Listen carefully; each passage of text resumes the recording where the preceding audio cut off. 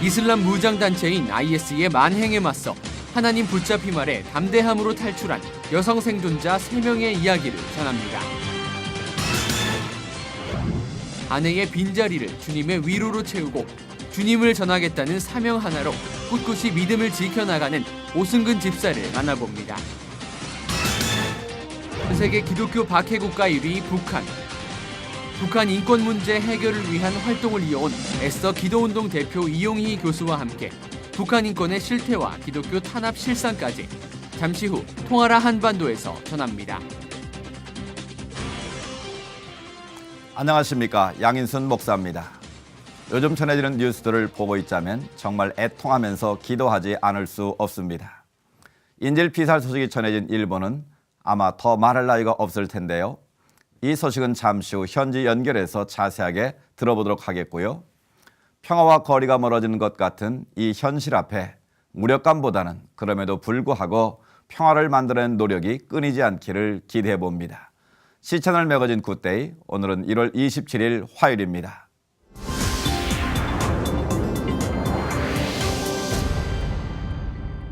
이슬람 무장단체 IS에 대한 뉴스가 하루도 빠지지 않고 전해지는 요즘인데요.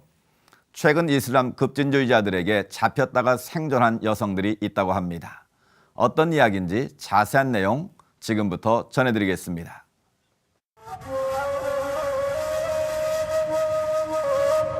This is the story of 3 women who suffered personal loss because of the war against ISIS. Each one has struggled to overcome their painful experiences. One is a soldier, another a young Yazidi, and another a Syrian refugee. After a summer of terror, ISIS is now on the defensive. Iraqi Kurds say American bombing raids have helped them beat back the advance. American airstrikes have definitely had a devastating impact on Islamic State fighters. But there's one thing that they fear more than American bombs, and that's female Peshmerga fighters with guns. Meet the women of the 2nd Battalion, a force guarding Iraqi Kurdistan. More than 500 women serve in this unit. Nasreen Hamlawa is the battalion's deputy commander. These women are the best examples of Peshmerga. They are very brave women. When it comes to being a hero, there's no difference between men and women. She's no stranger to war, fighting for years against Saddam Hussein and Iran. She convinced family members to join up, but that came with a fatal cost. She was really good, a high example to the girls, very smart and brave. She gave herself as a sacrifice for the sake of Kurdistan. Last fall, an ISIS sniper killed Nasreen's 26-year-old daughter, Rangan. She left behind a husband and 2 children. The difficult part is my grandchildren. They miss their mom. Usually, when I see them, I cry. Tears flowed as she spoke of her grandchildren growing up without their mother. Her pain seemed to ease as she proudly explained that her daughter gave her life for the homeland. Nasreen says she's more determined than ever to stop the kidnapping, selling, and sexually abusing of women. If anyone should fight against ISIS, it should be the women. This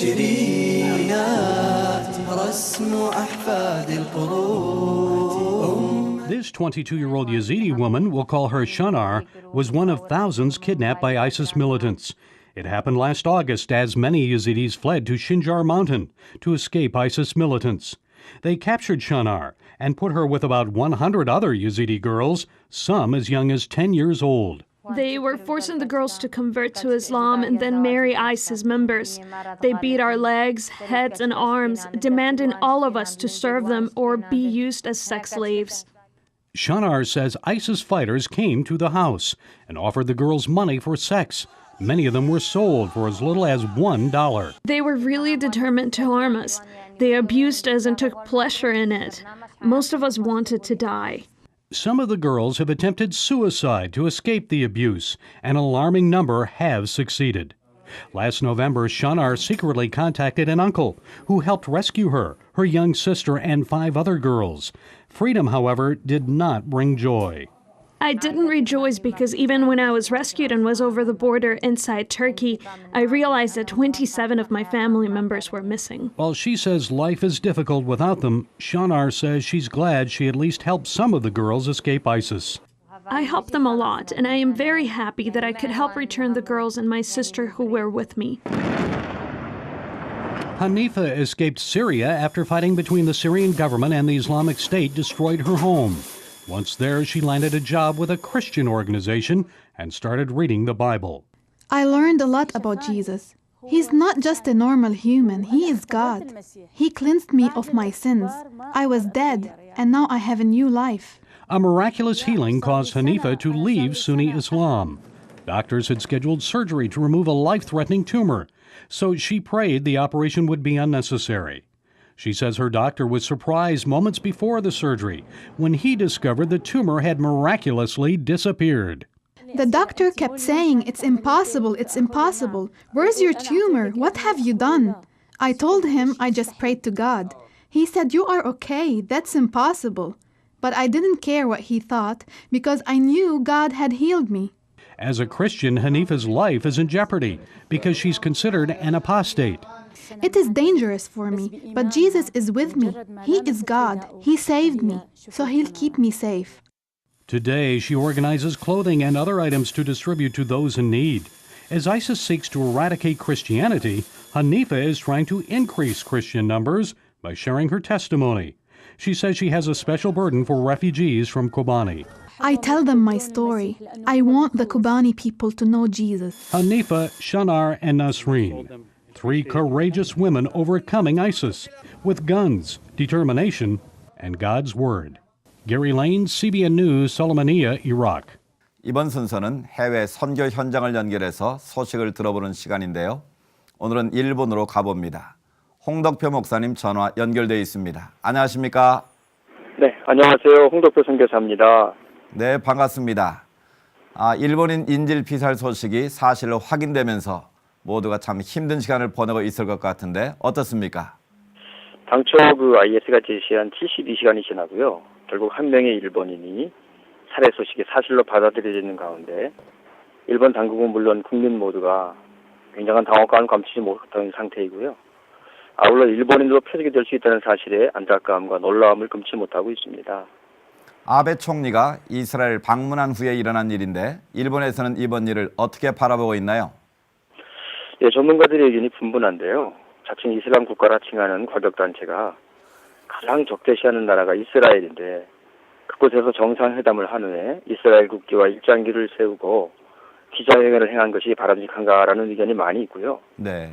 아울러 자국의 민간인이 인질로 잡혀 있는데 좀 더 신중하고 지혜롭게 처신해야 하지 않았나 하는 의견이 제기되고 있습니다. 네. 일반적으로 국민 여론은 아베 수상이 수상 취임 후에 세계 각국을 왕성하게 다니면서 적극적인 외교를 펼치는 것에 대해서는 긍정적인 시각으로 보고 있는 것 같습니다. 그렇군요. 한국에서는 청년이 터키에서 실종되고 SNS를 통해 IS와 접촉을 했다는 등의 보도들이 이어지고 있는데요. 일본 분위기는 어떻습니까? 일단은 자국의 인질들의 문제로 인해서 한국 청년이 IS와의 접촉 보도는 크게 화제가 되고 있지는 않고요. 네. 얼마 전 일본의 한 대학의 학생이 저널리스트가 IS와의 접촉 의혹으로 가택 조사를 받고 무혐의로 정리된 사건이 있었습니다. 특별히 우리가 주목할 것은 아베 정권이 들어서고 기밀보호법 개정과 헌법 해석과 그 개정에 관한 문제로 일본 사회 전체가 의견이 분분하면서 특히 성경적이고 복음적인 기독교계와 교회에서는 예의주시하면서 심각하게 생각하고 대처하는 중입니다. 네. 한인교회나 한인사회에도 주의와 당부가 필요할 것 같은데요. 예, 아시다시피 보편적으로 일본인의 특징 중에 하나가 무관심이죠. 그리고 기성세대뿐만이 아니라 젊은이에게도 팽배되게 있는 현실 속에서 특히 신흥 종교에 심취해 있고 기복적인 현실적인 면에 관심이 증대되어 있기 때문에 인터넷을 통한 포교 내지는 선전이 광범위하게 일어나고 있습니다. 네. 현재 일본에는 약 11만 명의 무슬림이 있고요. 수도인 동경뿐만이 아니라 지방 도시인 저희 고베에도 회교 사원이 있습니다.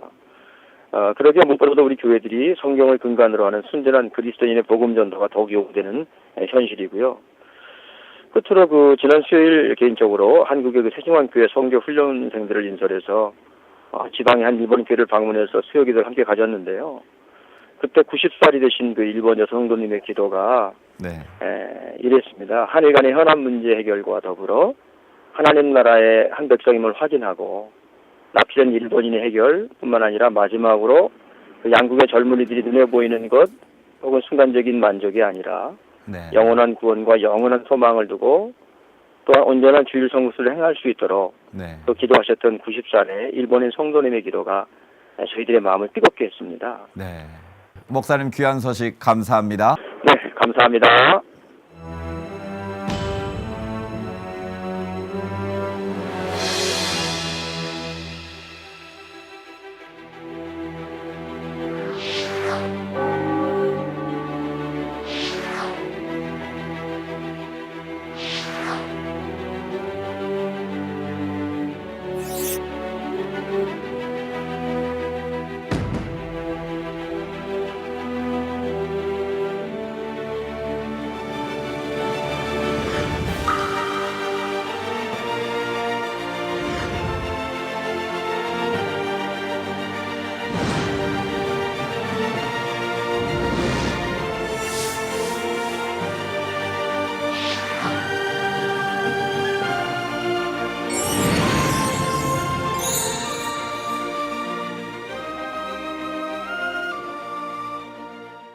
부부는 서로에게 가장 큰 영향력을 주는 존재죠.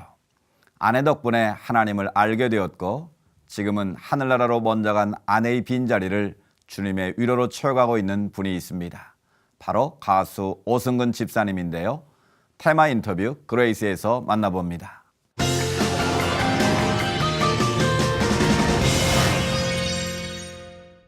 (2014년) 겨울을 아내와의 갑작스런 이별로 시작한 오승근 집사. 많은 이들의 사랑을 받았던 그녀의 삶처럼 마지막 역시 오랜 세월 함께 해온 동료들의 애도가 끊이질 않았습니다. 마음의 준비를 한다고는 했지만 방랑하게 떠나버린 아내. 아직도 문을 열고 들어올 것만 같은 아내의 이름은 이제 그리움이 됐습니다.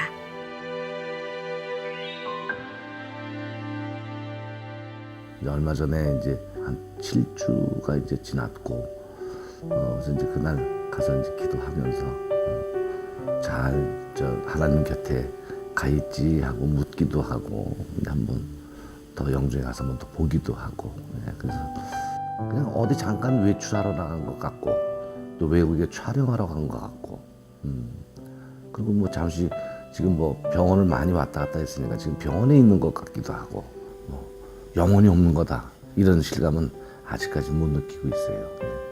하나님 곁에 이제 항상 있죠. 본인도 그렇게 느끼고, 기도할 때쯤 되면 이제 제가 이렇게 문 밖에서 이렇게 들으면은 곁에 가고 싶다 하더라도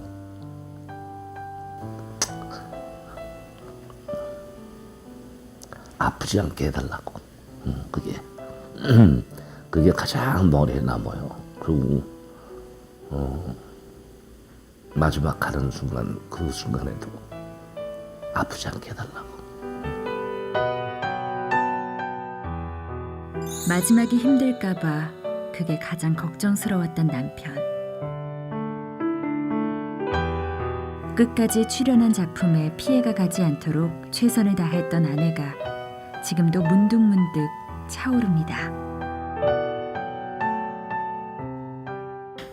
많이 생각나죠. 저와 가까이 같이 있던 동반자가 없다는 거에 조금 섭섭하기도 하고, 벽 보고 얘기하는 것 같고 어떨 때는 그래요. 그냥 제가 혼자서 그냥 소리 지르면서 얘기할 때도 있고, 이 세상에 지금 없구나 소리 내서 한번 울어보기도 하고. 그럴 때 이제 강인하게 해주시는 게 주님이지만, 아버지께서 저에 대한 그 모든 시련을 이렇게 다 겪게 해주시고, 이 시련으로 하여금 내가 더 성장하게 만들어주시는 하나님이, 그 큰 은혜가 나한테는 굉장히 영광을 받을 수 있는 자격이 있다고 저는 생각을 하거든요. 그 영광을 하나님께 다 바쳐드리고 싶고, 참 집사람 없다 하더라도 제가 혼자서 살아갈 수 있는 방법과 이런 거를 생각을 하면은 참 재밌는 것 같아. 내가 한동안 지금 뭐 설거지도 해보고 뭐 밥도 해보고 뭐 반찬은 내가 만들지는 몰라도 반찬은 뭐 이것저것 뭐 갖다 주는 사람들이 많아요. 그래서 이제 먹기도 하고 우리 이제 아들이 이제 올해 이제 3월에 이제 결혼을 하는데 그 결혼 날짜를 잡은 것도 작년에 잡았어요. 작년에 잡고 김 권사가 준비할 거 다 준비해 놓고 저도 준비를 다 안 해놓지 않았나 했는데 나중에 조사해 보니까 다 해놨더라고. 그래서 나 몰래 이렇게 미리 다 해놨다는 게 참 내가 놀랍고 본인은 그거를 생각을 했는 것 같아요. 네, 근데 그걸 이제 뭐 표현을 하거나 누구한테 얘기를 하거나 이제 그런 게 전혀 없었던 거고 주님 앞에 이렇게 빨리 간다는 그런 생각은 갖지 않았고 결혼식 다 보고 그리고 이제 어디 좀 멀리 좀 어디 좀 따뜻한 곳에 가서 살고 싶다고 그렇게 얘기를 하길래 내가 그렇게 약속은 했죠. 그때까지 뭐 참어 그래 내가 얘기했지. 인생이 어디 우리의 뜻대로 된 적이 있었던가. 그렇게 보고 싶었던 아들의 결혼식이었지만 수첩 가득 아들에게 해줄 것들을 메모하면서 모든 것을 정리했던 아내. 그렇게 이별한 아내 때문에 그에게 가족의 건강은 첫 번째 기도 제목이 됐습니다. 앞으로 건강하고 뭐 항상 누구나 다 같은 얘기죠. 저희 아들 딸 잘 신앙생활 갖게끔 해주시고 뭐 다른 거 없어요.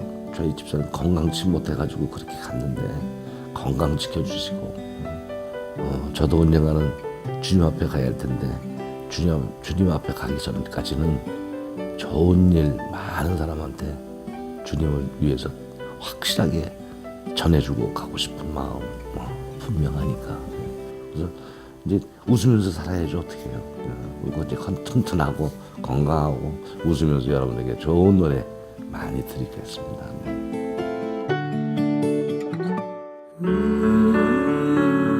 인생의 가장 좋은 친구이자 선물이었던 아내. 이제는 그 아내의 빈자리가 주님의 위로로 채워지고 있다는 오승근 집사. 주님을 전하고픈 마음 하나 들고 이제 다시 세상을 향해 나아갑니다. 많은 이야기를 하지 않아도 화면 곳곳에서 아내 김자옥 권사님을 그리워하는 그 마음이 잘 전달이 됩니다. 이제 무대에서 팬들과 만날 것을 약속을 하셨으니까요. 왕성하게 활동하실 그날을 기대하겠습니다. 자, 이번에는 교계 뉴스 시간인데요.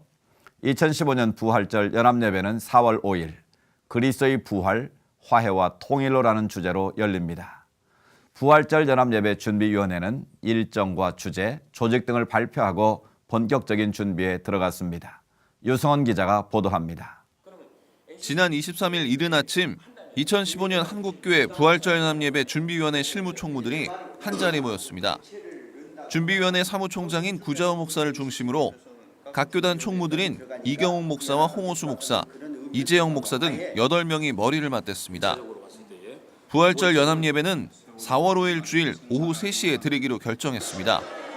장소는 지난해와 같은 연세대학교 노천광장으로 정했지만 예배가 오후로 변경되면서 예배 참석 인원이 증가할 수 있다는 의견이 나와 추후에 다시 논의하기로 했습니다. 이날 오전 10시 부활절 연합예배 준비위원회는 기자회견을 열고 그동안의 회의 결과를 발표했습니다. 대표대회장인 기독교대한 선교회 총회장 이신웅 목사는 현재 한국교회의 위기는 부활 생명이 없기 때문에 이번 예배를 통해 부활의 복음이 확산될 수 있는 계기가 될 것이라고 전했습니다. 오늘날 우리의 기독교계 이 현실을 보면은 사실 이러저런 파생된 문제들은 따지고 보면 부활 생명이 퇴색되졌고 부활 생명이 없기 때문에 그런 게 아닌가 그런 생각을 할 정도입니다. 선교 130주년과 해방 70주년을 기념해 올해 부활절 연합예배는 연합과 일치, 화해와 통일 등의 의미가 담긴 그리스도의 부활, 화해와 통일로라는 주제로 진행됩니다. 준비위는 40여 개의 교단 중심으로 부활절 연합예배를 준비하며 한교연과 교회협, 한장총 등의 연합기관과도 함께하기로 했습니다. 특별히 올해는 그 해방 70주년 또 남북 통일 문제 이게 키워드니까 거기에 초점을 맞추기 때문에 우리 한국교회의 여러 가지 연합운동이라든지 각 교회들이 조금 생각을 새롭게 업그레이드하는 패러다임에 조금 전환이 되지 않을까 그런 기대를 하고 준비하고 있습니다. 2015년 한국교회 부활절 연합예배 준비위원회는 기독교의 생명이자 핵심인 부활을 통해 보수와 진보를 넘어서는 새로운 일치운동을 펼치고 남북 통일을 기원하는 예배가 될 것을 다짐했습니다. C채널 뉴스 유성훈입니다. 대한예수교 장로회 통합총회가 교회 성장운동지원본부 현판실을 갖고 공식 업무를 시작했습니다. 이어서 정의민 기자가 보도합니다. 지난해 열린 대한예수교 장로회 통합총회의 제99회 정기총회에서는 큰 교회와 작은 교회, 도시교회와 농촌교회가 함께 성장하는 한 해를 만들기 위해 교단의 역량을 집중해야 한다는 의견이 개진됐습니다. 이를 위해 통합총회는 당시 교회 성장운동 지원본부를 구성하기로 하고 향후 5년간 교회 성장운동을 벌일 것을 결의했습니다. 이후 통합총회는 지난 23일 총회 교회 성장운동 지원본부 현판식과 감사 예배를 드리고 공식 활동의 첫걸음을 내디뎠습니다. 통합총회는 교회 성장운동 지원본부의 핵심 가치를 각 교회의 동반 성장과 노년 세대와 장년 세대부터 다음 세대에 이르기까지 균형 성장을 통해 지속 가능한 교회를 세우는 것이라고 밝혔습니다. 교회 성장운동 지원본부 운영위원장 최갑도 목사는 교회의 성장이 교인 수나 건물의 크기 등 외형적인 성장을 말하는 것이 아니라 교회다운 교회로 바로 서는 일이라고 밝혔습니다. 그러면서 개교회의 성장을 위한 활동을 지원할 예정이며 특히 교회 내 계층별 불균형을 바로잡는 일을 추진할 것이라고 전했습니다.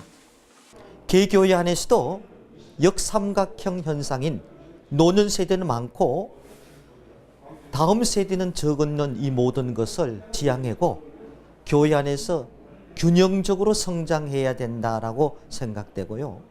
이 성장은 이례적인 어떤 성장 문제가 아니고 지속적인 성장 운동으로 나갈 것입니다. 현판 감사 예배에 설교를 전한 예장 통합총회장 정영택 목사는 교회 내에 갖가지 이벤트 등 불필요한 것이 많다며 교회 성장운동 지원본부는 교회가 예수 그리스도를 중심으로 하나 될 수 있도록 지원하는 일에 힘써야 한다고 전했습니다. 교회 성장운동 지원본부는 앞으로 각 노회에서 교회 성장운동 본부를 조직하고 5개 분과위원장을 선임해 노회별, 지교회별로 실천해 나갈 수 있도록 도울 예정입니다. C채널 뉴스 정의민입니다.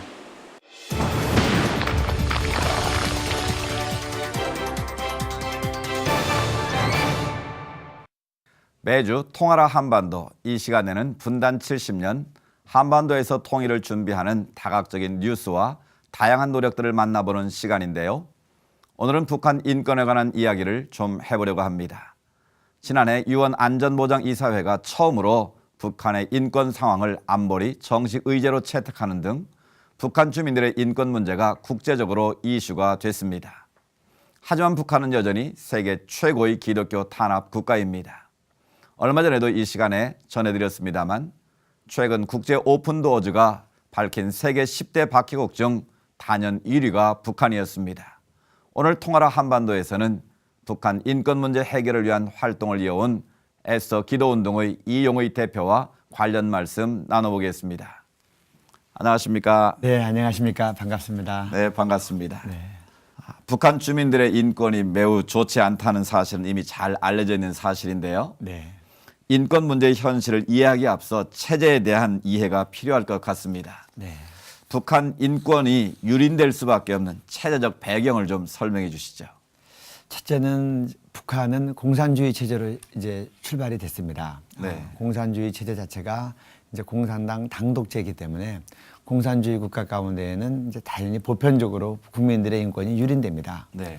그러나 이제 북한의 같은 특징적인 경우는 공산당 체제를 넘어서서 이것이 이제 김일성 주체사상 체제로 바뀐 겁니다. 네. 그래서 가장 중요하게 생각되는 유일사상 10대 원칙에 보면 이제 김일성의 이 어록이나 교시가 절대화가 돼서 헌법 위에 있습니다. 그러니까 개인에게 권한이 집중돼 있고 그 집안에 집중돼 있기 때문에 당연히 국민 전체의 인권이 제한될 수밖에 없는 그런 체제적 배경이다 이렇게 설명드릴 수 있습니다.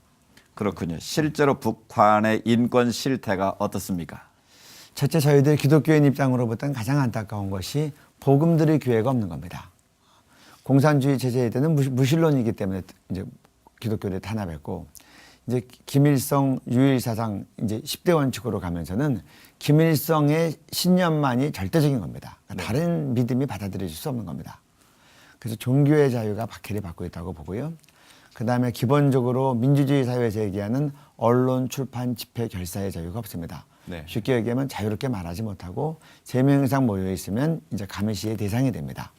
그 책을 써서 낼 수 없는 건 물론이고 또 갑자기 정치범 소송소에 끌려가거나 그럴 때 재판 없이 그냥 끌려가는 겁니다. 하룻밤에 와서.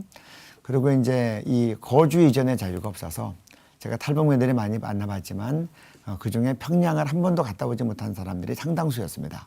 왜냐하면 평양 한번 가려면 4-5군데 가서 도장을 받고 증빙을 받아야 되는데 그게 이제 뭐 자유롭게 이전할 수 없고 그런 것들이 가장 기본적인 인권 제약이라고 볼 수 있습니다.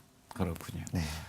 북한의 정치범 수용소는 있습니까? 또 있다면 얼마나 있는지 그 정치범 수용소의 실체는 어떤지 좀 궁금합니다. 이 사실 정치범 수용소는 북한이 독자적으로 창안한 건 아니고 공산주의 국가들이 다 수용소를 운영했습니다.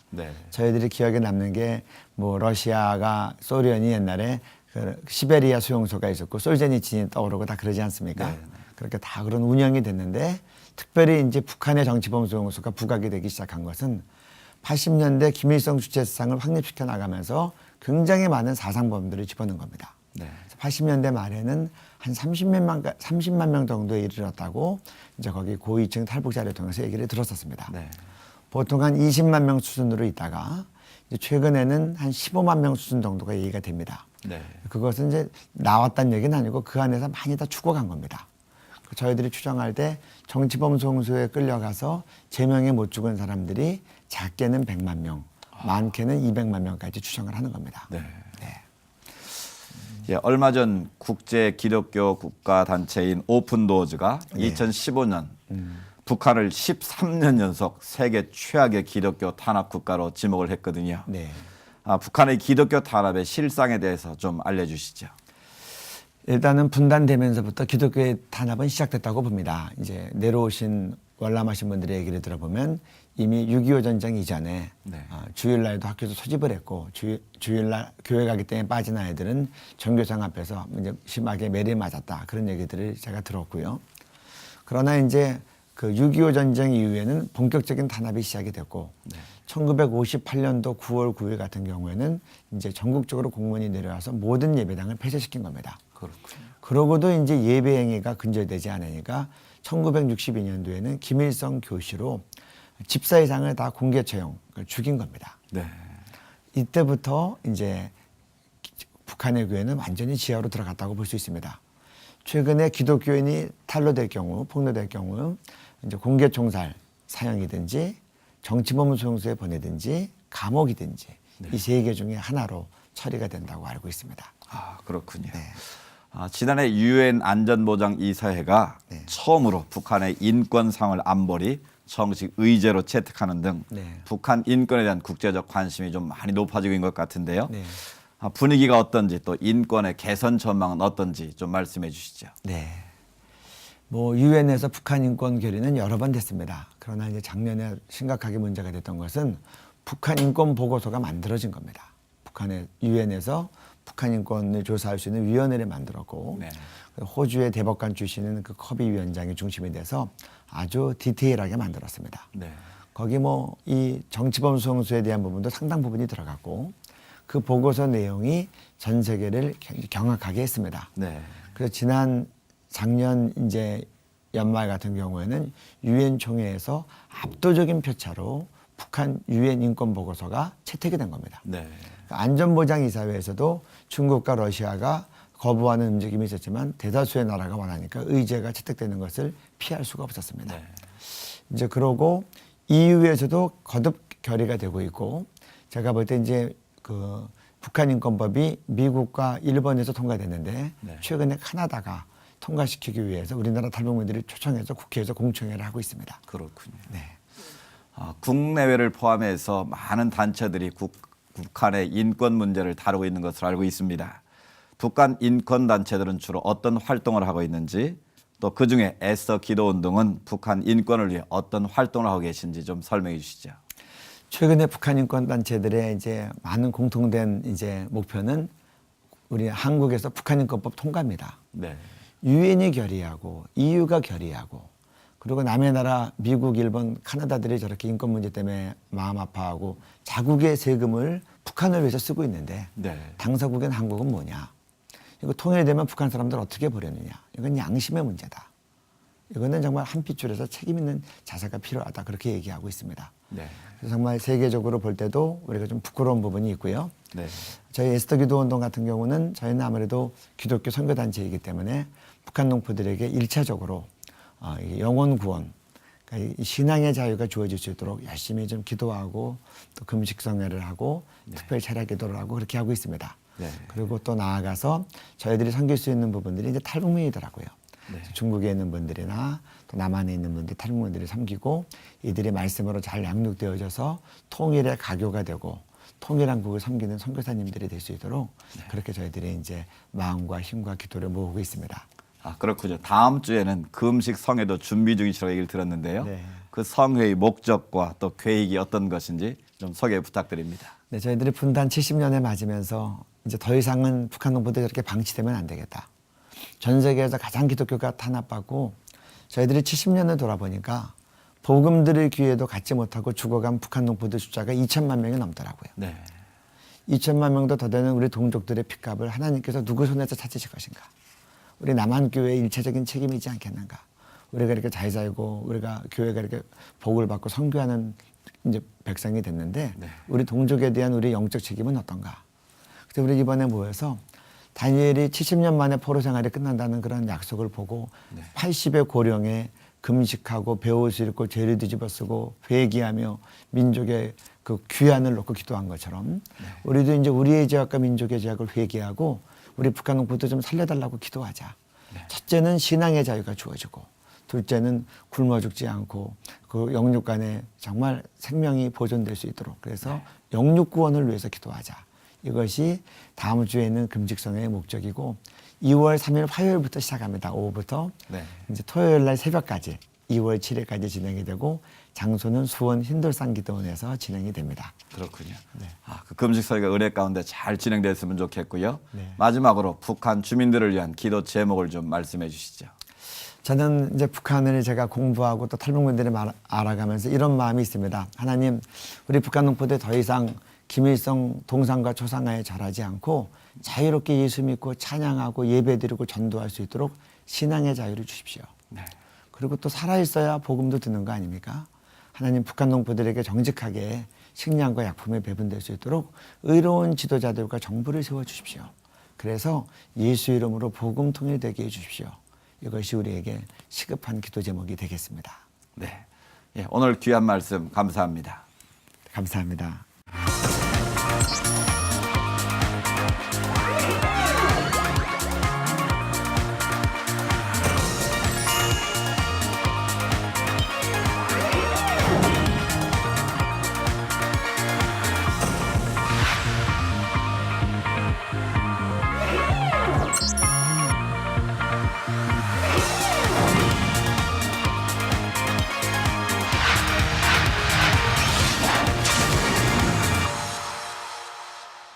C채널 매거진 굿데이는 여러분과 함께 만들어가는 방송입니다.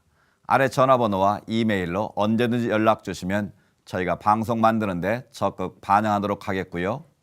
인터넷 검색창에 C채널이라고 써넣으시면 C채널 매거진 굿데이 방송을 다시 보실 수도 있습니다. 보도되는 내용을 보면 남북 정상회담 가능성이 그 어느 때보다 높아 보이는데요. 서두르지 말고 거시적인 접근으로 모든 과정이 잘 이루어져 가기를 바라겠습니다. 오늘 순서는 여기까지입니다. 복된 하루 보내시고요. 저는 다음 시간에 찾아뵙겠습니다.